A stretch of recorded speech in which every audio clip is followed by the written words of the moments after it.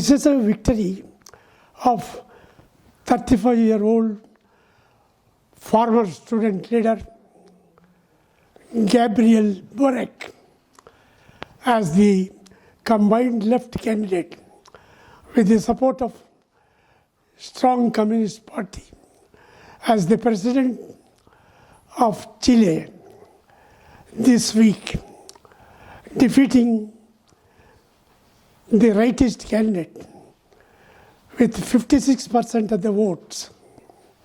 He is a big inspiration, not only to South America, but also entire world. After a long period, the left candidate has won in Chile. News is pouring one after another that after Chile, in 2 days, in Honduras, a left candidate got elected. Earlier, recently, in Bolivia, Peru, Venezuela, Nicaragua, also elected the left presidents, all with the inspiration of Cuba, the red star that is shining in the Western Hemisphere, giving inspiration to the people of Latin America.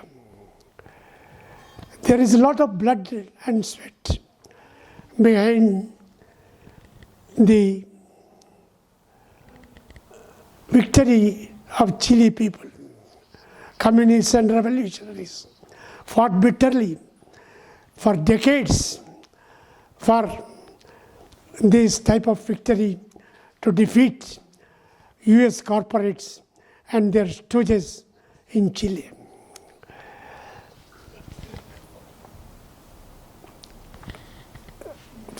Latin America is fighting for a long time, for more than 2 centuries, for freedom, for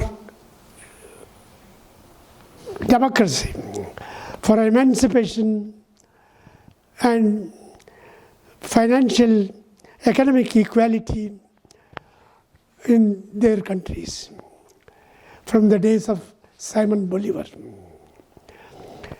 Chile's victory is having another important aspect.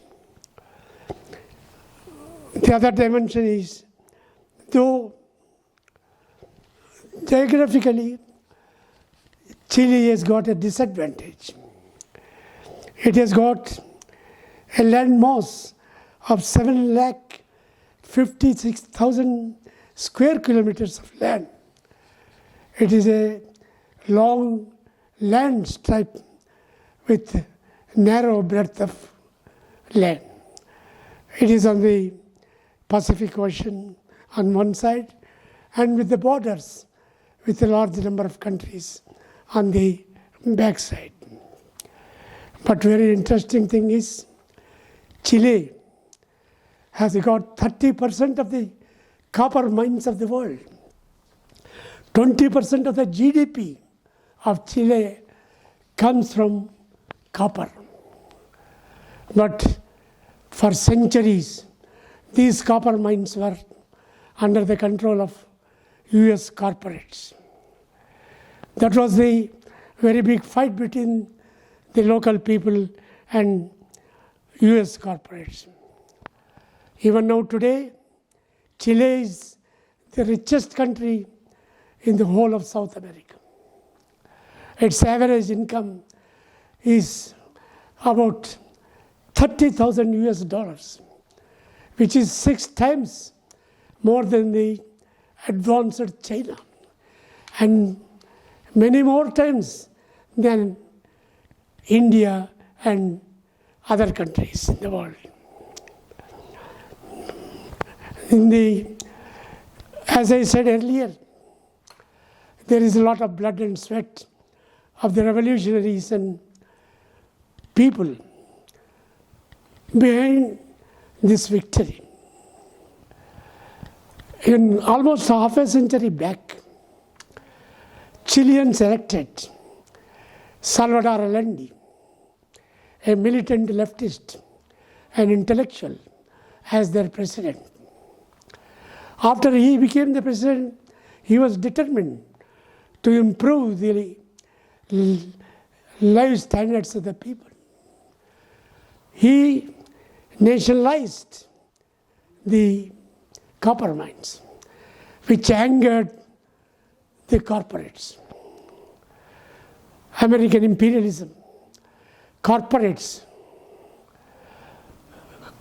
conspired with Agustin Pinochet, who was the army chief of Chile. They created a nationwide transport strike, economic blockade. All this did not work. Ultimately, Pinochet revolted with his army against Salvador Allende government. This was a big blow to the democracy of Chile. Salvador Allende died with his gun in his hand. He never surrendered. But later, bloodbath followed in Chile. Parliament, constitution, political parties, trade unions, mass organizations, all were abolished. Even the writers' unions, artists' unions were abolished. 1 lakh people were arrested and kept in a big stadium for months and years together. Many people died with cold and lack of food.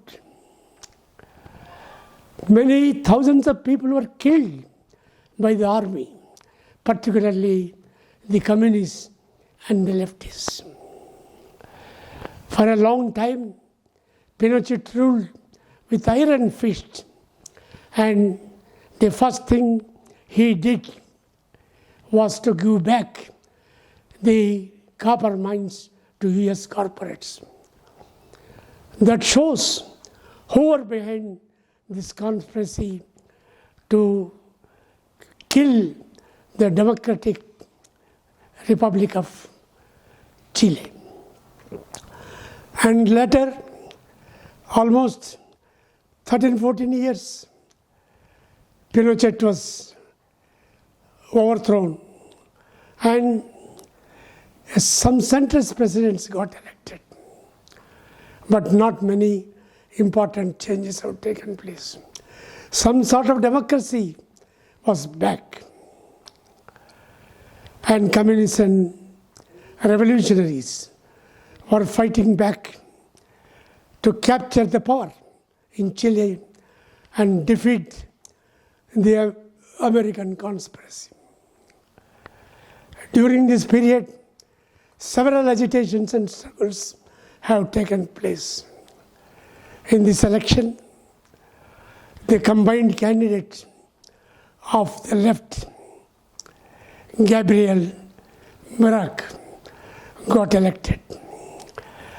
In the recent period, for the last 2 decades, there are a number of rightist regimes in Europe and some Latin American countries.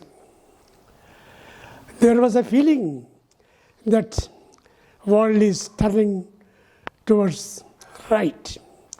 But wherever the rightist forces have won, though some of them are rich countries, the poverty has increased.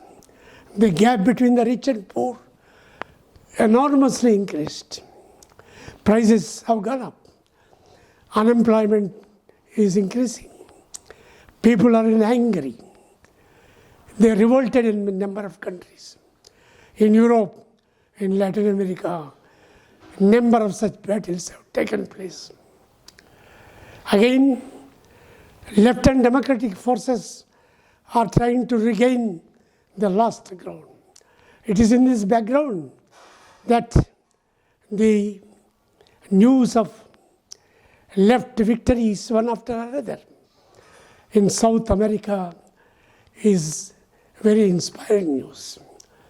It is not easy to keep up these victories. Economic blockade and conspiracies with the help of the righties, with the direct financial and armed support from the corporates and US imperialism, will try to suppress the new democratic republics. People have to fight. They have to forge unity. And once again, they have to regain their democracy, their equality, and other advantages. The triumph of Chilean left is undoubtedly will enthuse the left and democratic people, the working class all over the world, to once again determine to fight for the liberation from the clutches of capitalism and imperialism. Long live the revolution.